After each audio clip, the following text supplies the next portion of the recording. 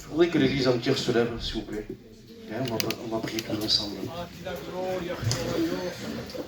Pour la gloire, Seigneur Jésus. La grâce, Jésus. Seigneur éternel Dieu, une fois de toi, nous t'avons chanté des cantiques, nous t'avons adoré. Mais maintenant, nous voulons que tu viennes nous parler. Nous voulons que tu prennes la place, que tu saisisses mon frère, qu'il soit ce canal de bénédiction. Éternel Dieu, viens donner ce que nos corps ont besoin. Viens bénir mon frère dans le nom puissant de Jésus-Christ. À toi la gloire, agneau de Dieu. À toi la gloire. Amen, amen. Dieu soit béni et glorifié. Amen, Jésus. Oh, requete-tapai.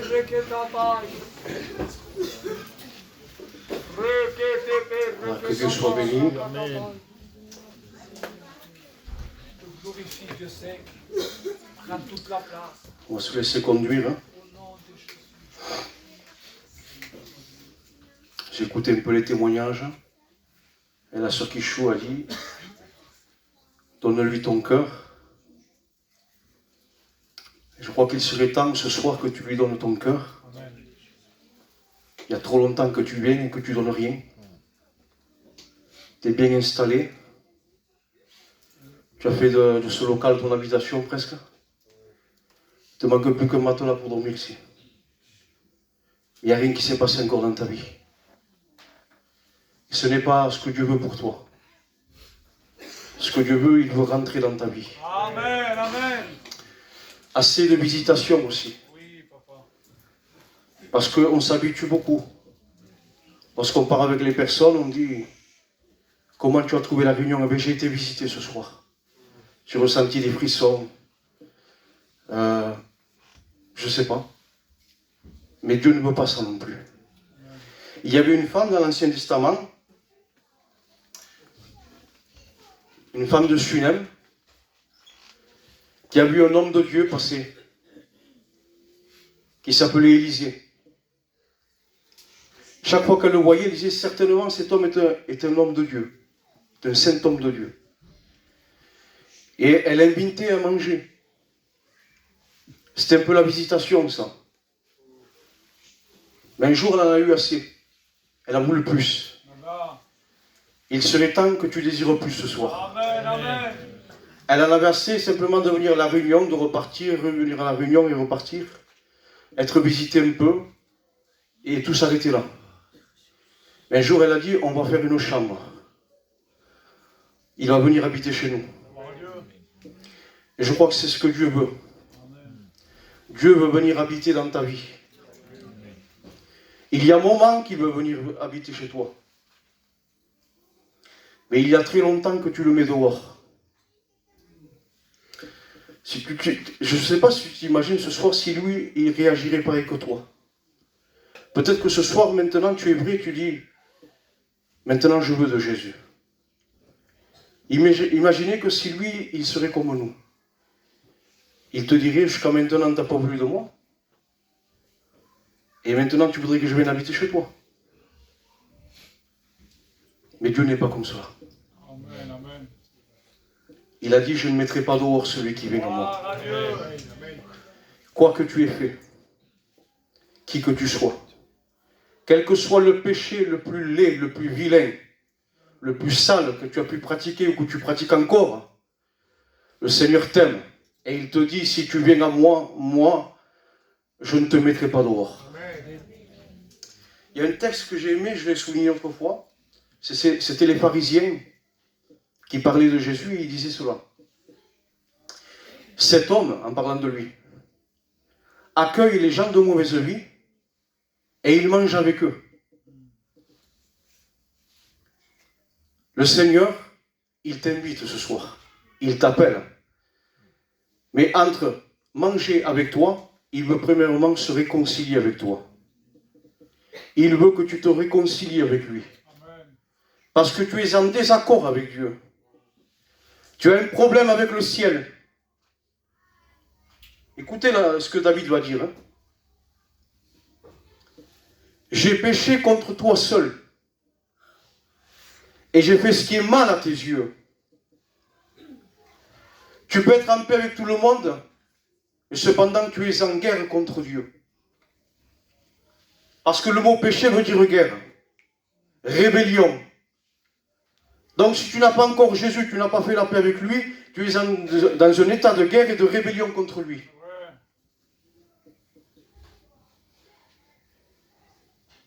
Et tu crois qu'avec une réunion, ça va passer. Ça ne passera pas. Le sacrifice de Jésus a été trop grand pour que toi tu viennes t'asseoir tranquillement ici et te perdre tranquillement. Je ne sais pas si tu réalises le prix qu'il a payé. Tout lui était soumis en moi.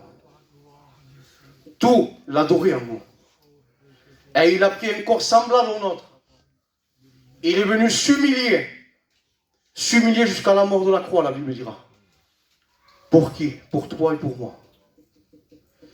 La Bible dira qu'il n'a pas commis un seul péché. Mais cependant, il s'est revêtu de tous nos péchés. Il a porté ta saleté. Il a porté ton impureté, ta méchanceté, ta haine, ta révolte, ta jalousie, ton orgueil. Tout cela, il a porté sur lui.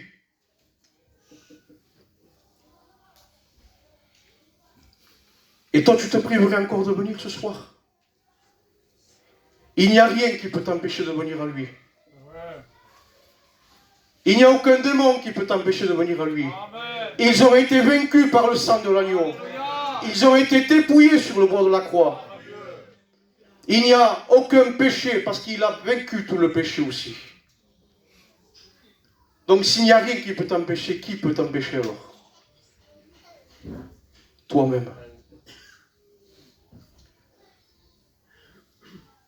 Ta propre pensée, tes faux raisonnements peuvent t'empêcher de venir à lui.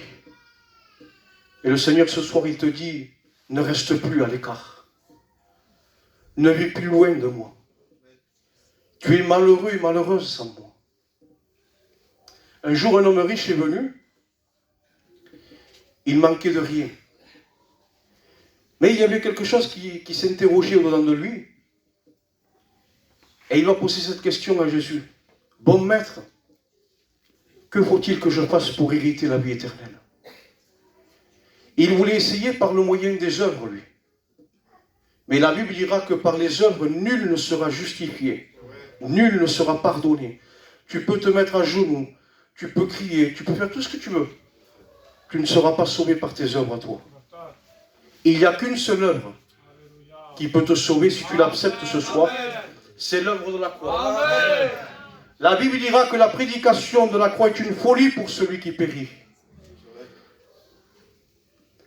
Mais elle est une puissance de Dieu pour quiconque croit en lui. Amen. La croix peut devenir une puissance ce soir. Peut-être jusqu'à aujourd'hui, elle a été une folie. Une folie pourquoi? Parce que de croire dans quelqu'un que tu n'as jamais vu.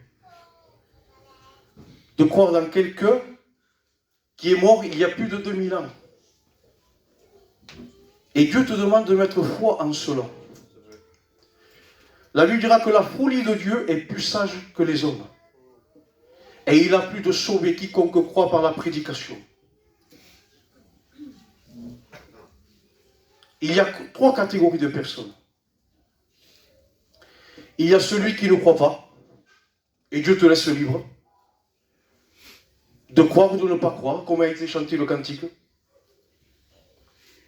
Mais la Bible dira que celui qui ne croit pas est déjà condamné. Et Jésus va donner ces paroles.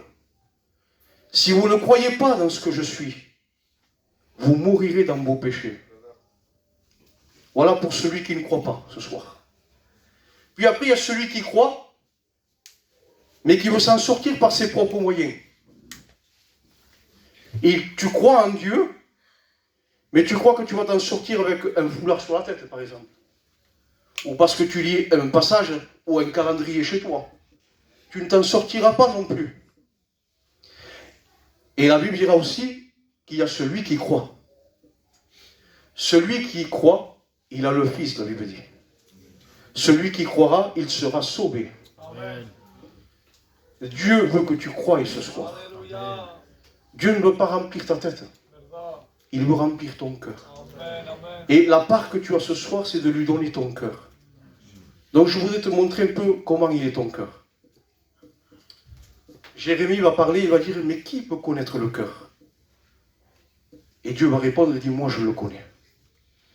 Le cœur de l'homme et de la femme, il est méchant, il est tortueux, il est corrompu, il est orgueilleux. Dans le cœur de l'homme se trouve la folie, l'adultère, le meurtre, les mauvaises pensées, la jalousie, tout ce que tu peux y mettre. Tout cela, c'est dans ton cœur à toi. Et un cœur comme cela ne peut pas rentrer dans le ciel. Il faut qu'il ait un contact avec celui qui a payé pour lui. Jésus s'est donné pour toi. Il a été frappé. Son sang a coulé pour pouvoir te purifier de tout péché. Et la Bible dira, j'ôterai, écoute bien ce soir, si toi tu le veux ce soir, j'ôterai ton cœur de pierre et je te donnerai un cœur de chair. Amen, amen. Ça c'est un miracle. Personne ne peut l'opérer cela. Il n'y a qu'à partir de ce moment-là que tu peux devenir chrétien.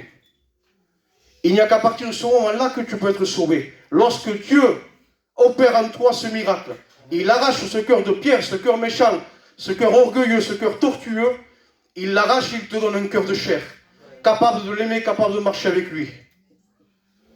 Amen. Amen, amen. Un jour, les disciples vont poser une question aussi. Ils vont dire, mais qui peut être sauvé? Et Jésus va lui répondre, aux hommes cela est impossible, mais à Dieu tout est possible. C'est-à-dire que c'est lui qui a le pouvoir de te sauver. Non seulement il a le pouvoir, mais il a le vouloir. La Bible dira que Dieu veut que tous les hommes soient sauvés et qu'ils parviennent à la repentance ce soir. Il est temps pour toi ce soir de te repentir. Repens-toi ce soir. C'est le seul moyen que Dieu te donne pour pouvoir te réconcilier avec lui. C'est une grâce encore que Dieu t'accorde. De pouvoir te repentir, de pouvoir te mettre en règle avec lui. De reconnaître, Seigneur, c'est vrai. Je suis comme cela. Ta parole m'a éclairé ce soir. Je suis loin de toi, perdu, méchant. Et si tu ne me sauves pas, je m'en vais directement en enfer. Mais il est venu pour toi ce soir. Il est venu pour toi. Un lépreux est venu vers lui. C'est sa part. Et c'est ta part à toi ce soir. Un lépreux vint à Jésus. C'est à toi de venir ce soir. Lui, il a quitté le ciel de gloire déjà. Il a fait sa part. Ce soir, c'est à toi de faire ta part à toi. Et il a compris qu'il était mauvais. Il a compris qu'il était dans un état de perdition. Que sa seule solution, son salut, c'était Jésus-Christ. Et il a fait la bonne part, il a pris la bonne résolution. Il est allé vers lui. Et comme on a dit tout à l'heure, Jésus ne mettra pas dehors celui qui vient à lui. Personne n'en voulait de cet homme. Il n'y avait personne qui voulait cet homme. Et Jésus, lorsqu'il le voit, il est ému de compassion. Et il lui dit, si tu le veux, tu peux me rendre pur. Jésus le regarde ému de compassion. Je le veux. Sois pur. Non seulement il lui dit, mais il le touche, parce que personne n'osait toucher cet homme-là. Il le touche. Et la Bible dira qu'aussitôt, la lèpre qui symbole du péché le quitta. Ce soir, si tu te repens, je précise bien, j'aimerais bien noter cela ce soir. Parce qu'aujourd'hui, beaucoup, Samuel, hein, je touche un point, hein, beaucoup de prédicateurs veulent donner le sang aux personnes sans qu'elles se sont repenties auparavant. Et Dieu n'est pas d'accord avec cela. De donner le sang de son Fils à une personne qui ne s'est pas repentie. Dieu ne le fera pas, il ne le donnera pas, il ne te purifiera pas. Il purifiera celui qui se repent. Parce que donner le sang de Jésus à une personne qui ne s'est pas repentie, c'est comparer à un magicien. C'est comme sur un magicien, c'est pareil. Et Dieu n'est pas d'accord avec cela. On n'est pas d'accord avec les hommes qui souffrent. On n'est pas d'accord avec les hommes qui font tomber les personnes. On n'est pas d'accord non plus avec les hommes qui bradent l'évangile, qui veulent donner le salut sans aucune repentance et donner le sang aux personnes qui ne sont pas repenties. Et ça, avec Samuel, on n'accepte pas. Amen. Donc ce soir, si tu veux que tes péchés soient pardonnés, on va s'incliner. Et tu te repens devant Dieu. Ça, tu peux le faire. Je t'autorise à le faire.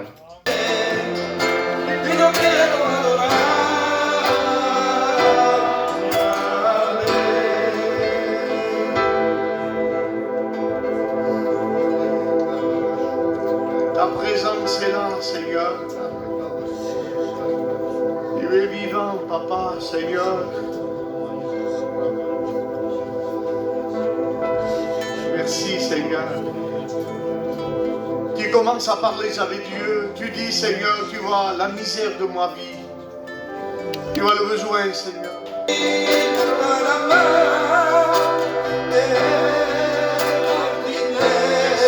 Merci, Seigneur.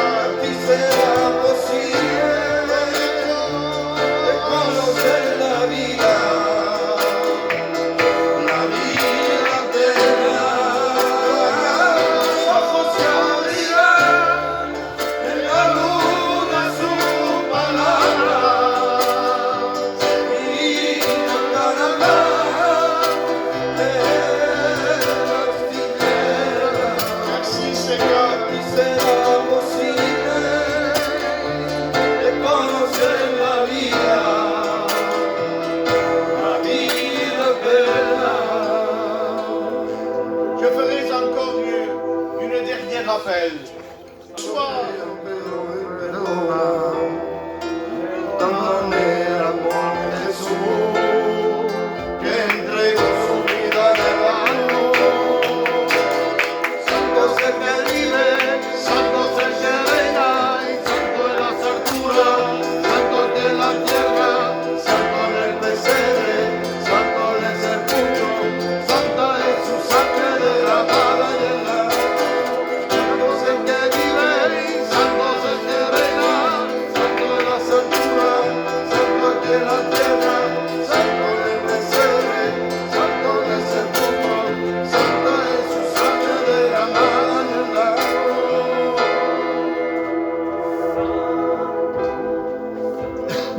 On va prier le Seigneur, par les mains que s'en chegat.